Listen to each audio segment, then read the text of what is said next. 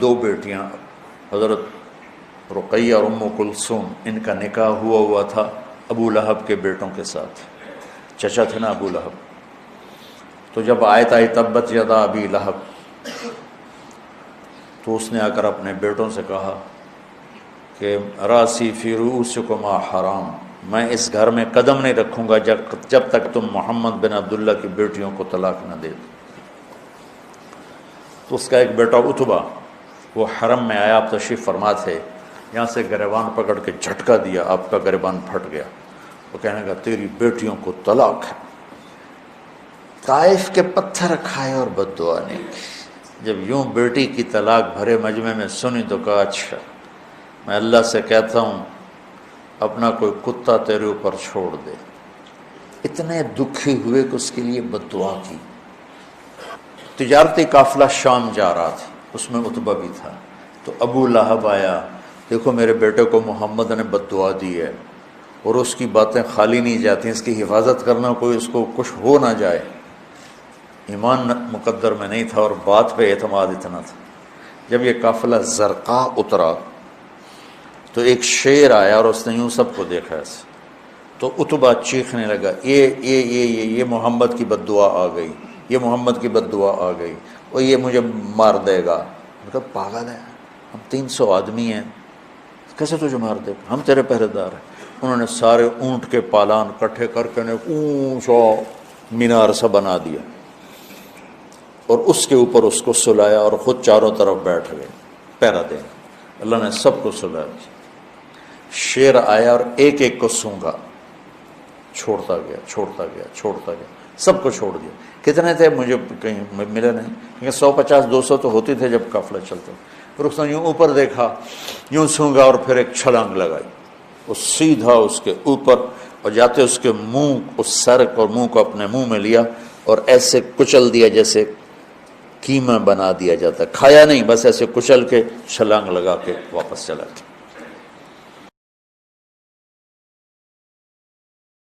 ابو لہب جب اس کے بیٹے نے اللہ کے رسول صلی اللہ علیہ وسلم کی بیٹی کو طلاق دی، آپ صلی اللہ علیہ وسلم نے بد دعا دی، اللہم سلط علیہ کلبا من کلابک، اے اللہ اس پہ کوئی کتا مسلط کر دے۔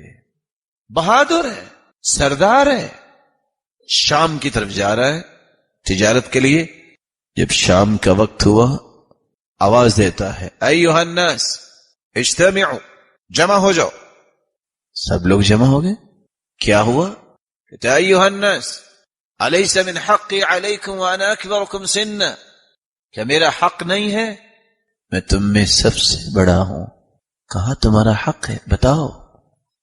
کہتے انی لا آمن علی دعوت محمد صلی اللہ علیہ وسلم، میں آپ کو سچ بتاؤں میں مانتا تو نہیں ہوں، لیکن جو محمد نے بد دعا دی ہے مجھے خوف آ رہا ہے کہ آج میرا بیٹا نہیں بچے گا۔ کہا تو پھر قال اجتمعوا اجمعوا لی حطبا، سارا سامان اکٹھا کرو۔ تجارتی مال اکٹھا کیا گیا۔ کہا میری چاہت ہے کہ میرے بیٹے کو اس سامان کے اوپر سلاؤ، ہم سب نیچے سوئیں گے۔ ایسا ہی ہوا۔ راوی روایت کرتے ہیں رات کی تاریکی بڑھتی اور بڑھتی جا رہی تھی، اچانک ایک اللہ کا شیر آیا۔ اور کیسے آیا؟ کبھی اس روایت کو پڑھتے ہیں تو ورطہ حیرت میں چلے جاتے ہیں، جو بھی کام پلانڈ ہوتے ہیں وہ کیسے ہوتے ہیں۔ وہ شیر آیا فیشم واحدا واحدا، ہر ایک کے پاؤں کو سونگتا، پھر ہاتھوں کو سونگتا اور چھوڑ دیتا۔ کیسا اس کو؟ وہ پاسورڈ دے کے بھجوایا اللہ تعالیٰ نے۔ راوی کہتے ہیں جب میرے پاس آیا تو میں نے اپنے سانس کو روکا اور میں نے دل میں کہہ دیا ہلکت، میں مارا گیا، لیکن وہ میرے لیے تو آیا ہی نہیں تھا۔ پھر میری آنکھوں نے دیکھا اور میں نے اپنی آنکھوں کے اس دیکھنے پہ انکار کیا کہ کس طرح وہ اچھل کے اوپر چڑھا۔ فشم رجلئی، اس نے پاؤں کو سونگا، ویدئی، ہاتھوں کو سونگا، ورأسہ، سر کو سونگا، اور ایک ہی ہاتھ اٹھایا اور اس کی گردن تن سے جدا کر دی۔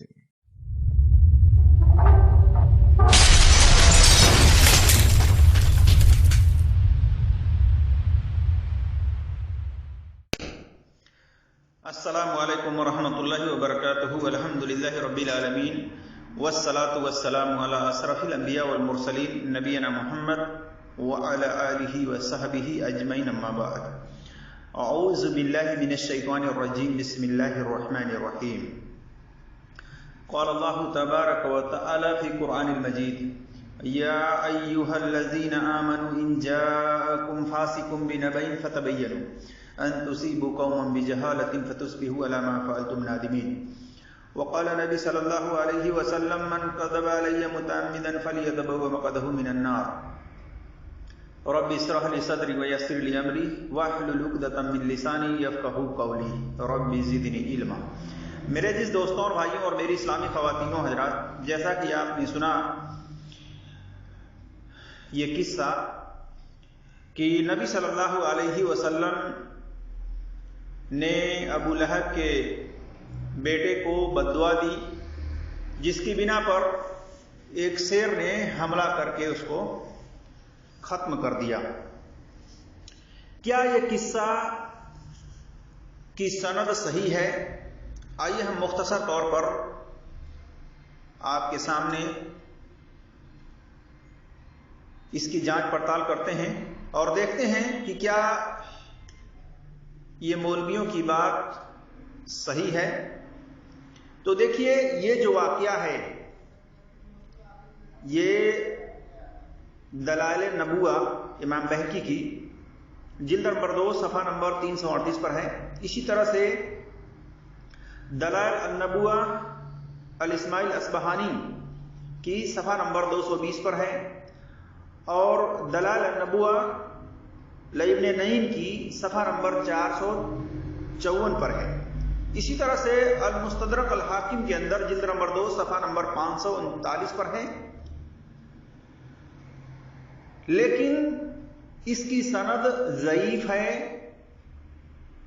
اور ضعیف کیا بلکہ یہ جھوٹا واقعہ ہے، کیونکہ اس کی سند میں راوی عباس ابن الفضل ازرق یہ کذاب راوی ہے. اس کو کذاب کہا گیا ہے میرے جس دوستوں اور بھائیوں.